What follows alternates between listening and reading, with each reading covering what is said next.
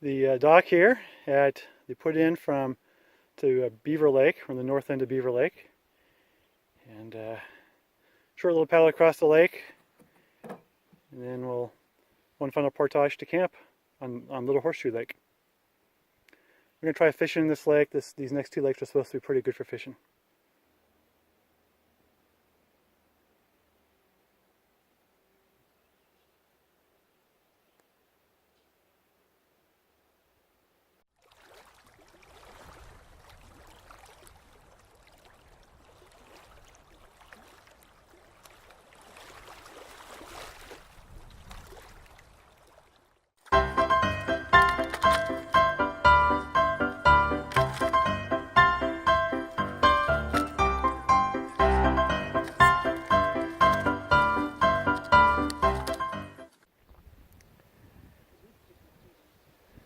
Beaver Lake. Did catch one little trout about 6 inches long, a little Easterback. Caught it on a blue Meps, medium-sized blue Meps.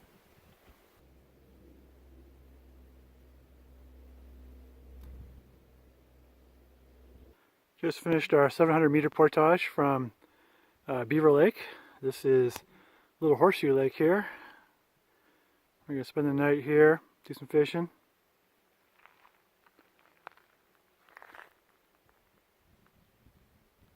Set up camp over here.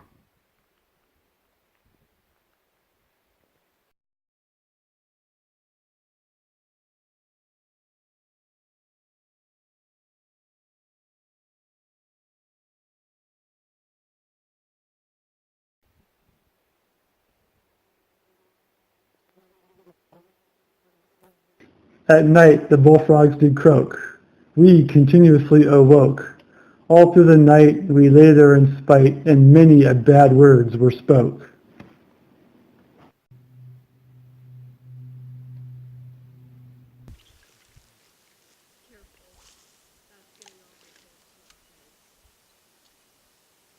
Alright, we're going to try the Outback Oven here for the first time. This is not the original Outback Oven. Those haven't been made in a long time.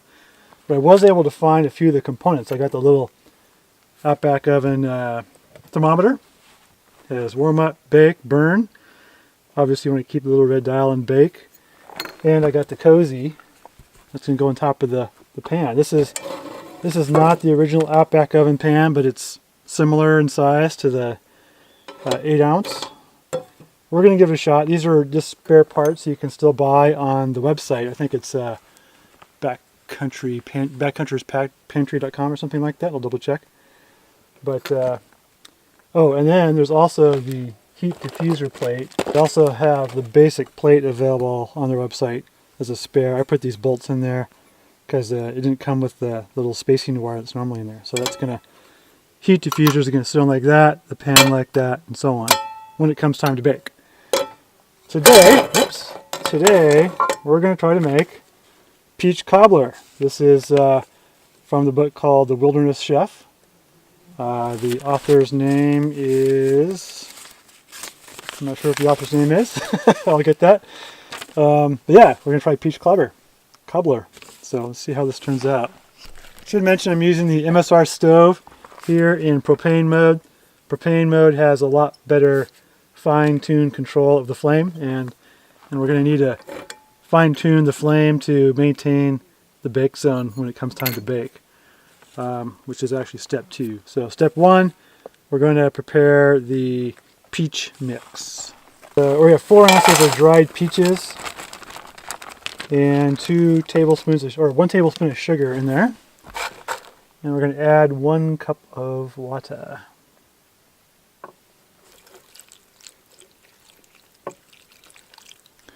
And we're going to bring that to a boil.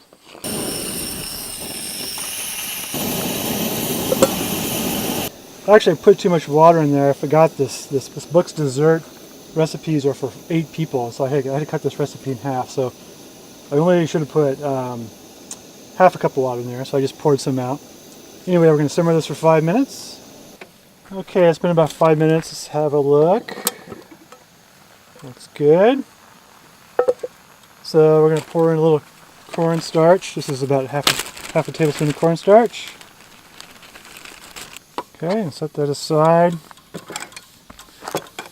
Get that flattened out. Alright, next we're going to take our baking mix with 3/4 cup of water and a little dairy creamer. Mix that up. Okay, then I'm going to cut off the corner of the bag and squeeze this out on top of. Now we'll assemble our Outback Oven.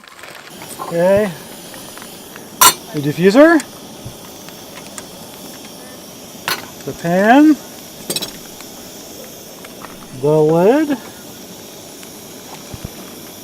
the temperature sensor, and the cozy. I can see the temperature sensor through the hole in the cozy. Okay, now I'm going to heat that up to the bake, and then we'll bake it for 12 minutes. 12 minutes doesn't start until it reaches the bake zone. Got the propane on about the lowest possible setting to maintain. It's just in the bake zone, at the high end of the bake zone, which is perfect. Okay, it's been about 12 minutes, so I'm going to go ahead and shut this off. And then we're going to just let it sit here for 5 minutes, and it'll be done. Sure smells good. Let's see what it looks like.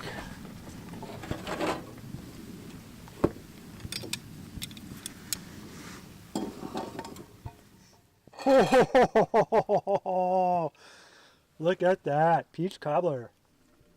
That looks pretty good. Peaches in the bottom there. Cobbler on the top. Some of the bottom got a little crispy.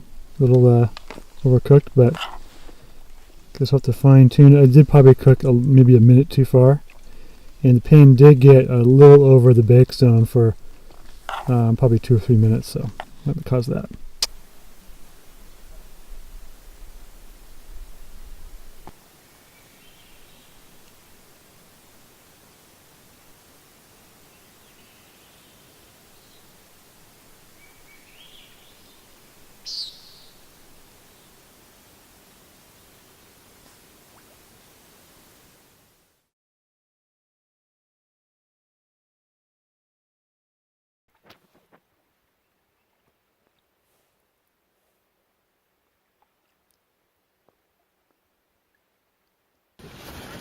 I got a monster. It's huge. Oh man, little Horseshoe Lake really holds some huge monster fish. Shh, you're scaring the fish. Oh, the struggle. You're scaring the That's a fish. huge fish. Oh, oh my. It's a little trout. No. Hey, how's that, huh? Hey, let me get a close up.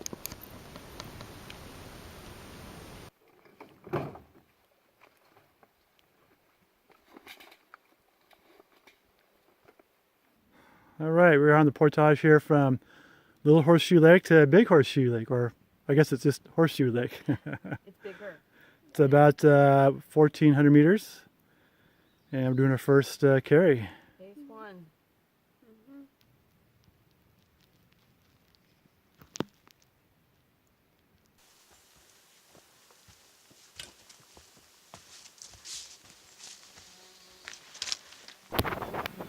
So here's a nice piece of kit that's been working pretty good. It's a airline neck pillow. Makes a pretty good yoke brace or yoke pad. All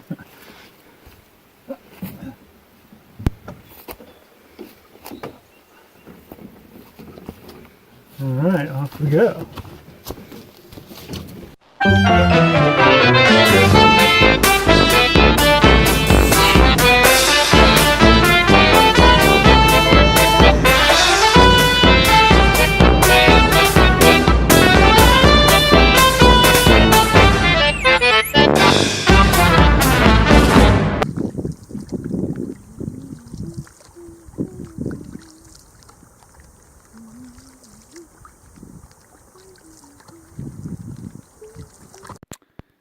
Well, we've got camps up here at the south end of Horseshoe Lake, our last night on the trip. This is night 5. Nice place in this old quarry, it looks like.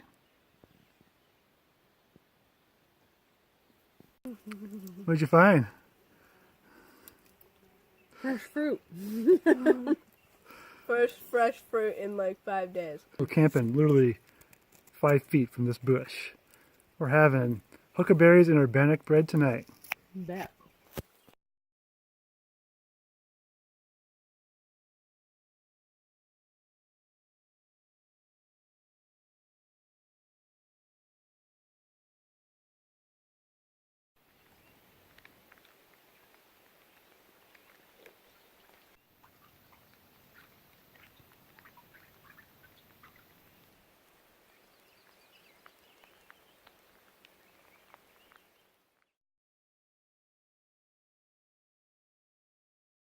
Looks like we had a little visitor last night who raided our huckleberry stash. We're hoping to have these in our oatmeal for breakfast this morning, but maybe we'll have to pick some fresh ones. Looks like the work of a mouse. All right, it's almost 7 a.m. on day 6 of our trip. We're at camp under the tarp, deconstructing camp. And yeah, we had a little mouse activity last night. We have holes in our cups, for example. This cup is toast, and this cup is toast. We also have a little bit of chewing on the edge of my bowl, but still serviceable for today. Yeah, raining. We're gonna head out here. We're gonna pack up and get out of here.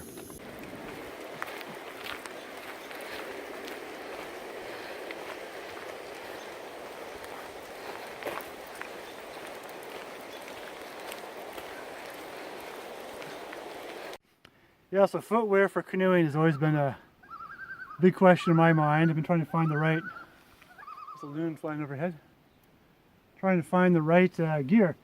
So recently I got these chota boots. They have all this mesh, so they drain really well. And then there's these Gore-Tex socks I got from Hans. So these are waterproof up to about there, about 14 inches. So, and they're great. I'm loving these things. But yeah, they drain well, they dry fast, and they work great.